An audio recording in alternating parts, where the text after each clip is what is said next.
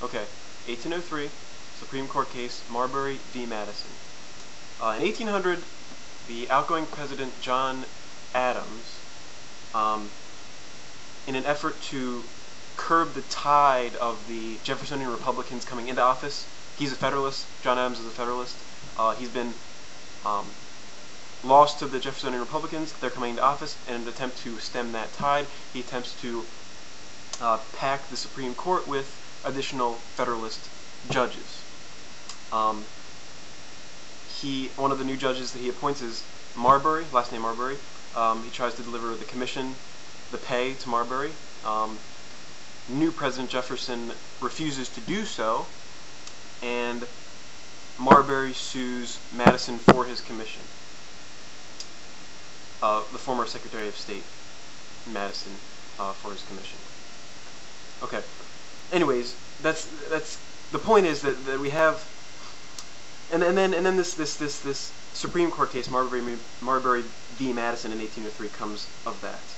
Right now, this is like the most important Supreme Court case ever heard in American history, because it establishes the power of judicial review for the Supreme Court, the ability of the Supreme Court to decide whether a law or a statute, whether a legislative statute is unconstitutional. Okay, this is an extremely important case. So the funny thing here is, this is 1803, just 14, I guess, years after the ratification of the Constitution. And you know, this Adams and the Madison and the Jefferson that we're talking about, right? These are the Jefferson, the Madison, the Adams that we're talking about. These are the framers of the Constitution, the United States Constitution themselves, right? And they're entangled in this Supreme Court case, doing nothing other than arguing about the meaning of the Constitution and trying to decide, or trying literally to interpret the Constitution.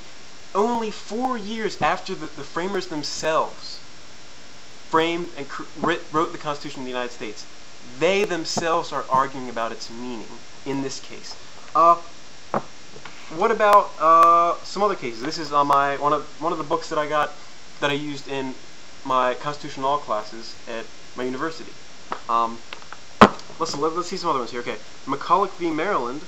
This was in 1819. And I think we have another really good one after that.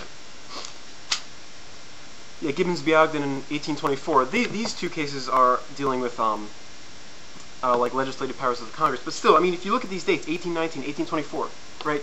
These are the founding fathers themselves, right, arguing over what the Constitution that they wrote means, right? If you are right that there is one traceable, identifiable meaning, intent to the Constitution of the United States, then wouldn't you think that the people who wrote it themselves would know that meaning and that intent? See, the problem, the massive gaping hole in your argument is that the framers themselves, mere years after they created the Constitution, are arguing about what it means. Even they didn't know or weren't sure about what they meant when they wrote the Constitution. And it's the presence of this book alone, right, completely refutes your entire argument. Indeed, the existence of an entire field, right, the field of constitutional law, an entire field built around chronicling the continuing interpretation and reinterpretation of the United States Constitution for the past 270 so years, right, or however many, 203 years, right? There's an entire field dedicated to the fact that the Constitution has been interpreted and reinterpreted by different people, including the founding fathers themselves, right?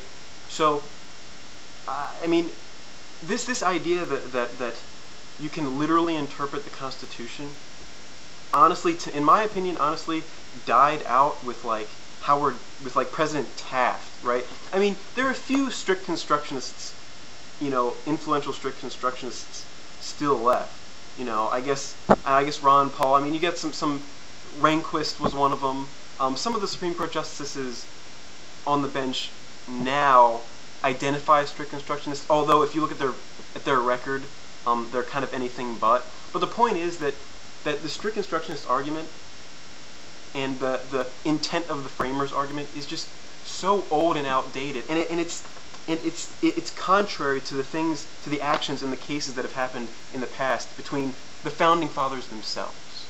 See, the framers didn't want to create an immovable, literal, and unchangeable system, right? That's why they incorporated the ability to amend the Constitution into the Constitution itself. That's why the Constitution has been amended however many times it has over the course of the life of our nation, right? I mean, they knew that's why they put the necessary and proper, or the elastic clause, in the Constitution, because they knew that times change and that interpretations need to change as well.